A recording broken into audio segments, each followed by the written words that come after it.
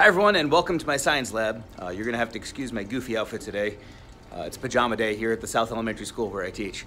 But I wanted to show you, in the blog post, I talk a little bit about how students are empowered to change the world and to solve real problems after they connect with different locations via video conferencing.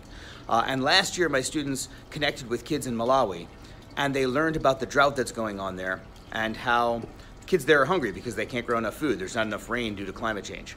So behind me, you can hear the water running, are a couple of different units that my students designed to try and solve this problem. These units use 90% less water than traditional farming. Right now they're operating as hydroponics units. So there's chemicals in the water that help the plants grow, the food grow. But eventually we can add fish in there so that these units can act as aquaponics units. So just another example of how magic can happen when you let kids connect around the world. Pennsylvania Department of Education SAS Institute, where the Pennsylvania Teacher of the Year was just named yesterday. And I'm here with one of the Pennsylvania Teacher of the Year finalists for 2019, Maiken Foreman. So Maiken has this really amazing ed tech tool that she wants to share. We were just having a conversation about it. I said, we need to get this on video because this is good stuff. So Maiken, can you tell us a little bit about Flipgrid? I absolutely love Flipgrid. Usually what I do for one of my units in my class is I have students write an essay on invasive species in Pennsylvania.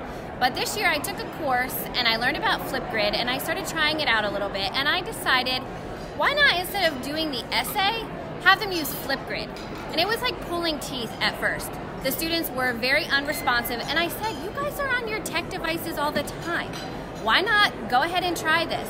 The outcome and the results were absolutely amazing.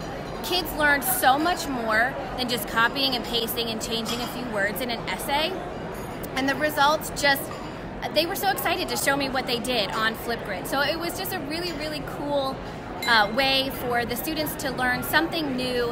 And then they had student choice. They were able to, now they have a tool that they're actually able to use in other courses. And in some courses, it could help with building empathy or compassion for whatever they're learning. And teachers can use it in all sorts of different lessons. And I just absolutely love Flipgrid for that reason.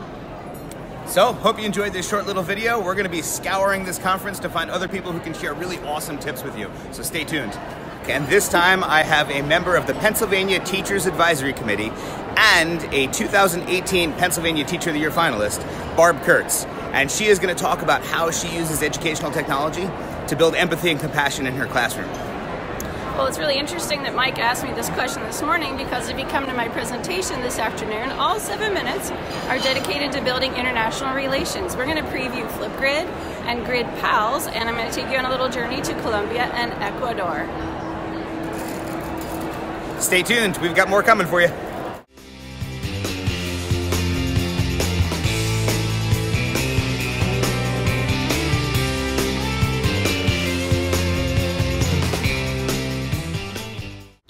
One of the questions that I get asked most often is, what does the setup look like for us to do video conferencing in my classroom?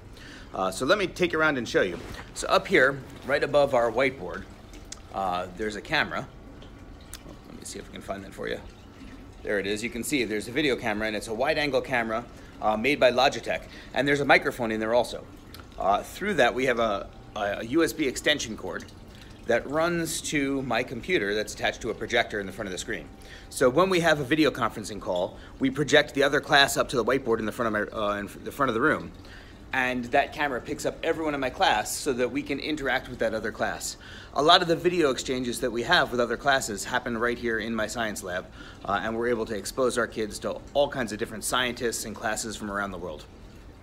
Right now I'm standing in our South Elementary garden. This outdoor garden is broken into three outdoor rooms. In the blog post, I talked about how our friends in Kenya taught us gardening techniques. This is where my students tried those techniques out and tried to replicate them here. The first room we have, if I point over here, and it's winter so you can't see this very well, but we have an edible garden. Everything in that room down there is edible. We have fruits and vegetables and herbs that grow. You can see there's some grapes that are still in the vine right down here. But it's winter time, so they're kind of shot. But over here in the second garden, we have a butterfly garden that's all flowers. And in the far garden is a woodland garden where we can pick up rocks and logs and see what creatures are living under there. It's really important that learning is hands-on, especially in science class. And this is one of the places where we make that happen.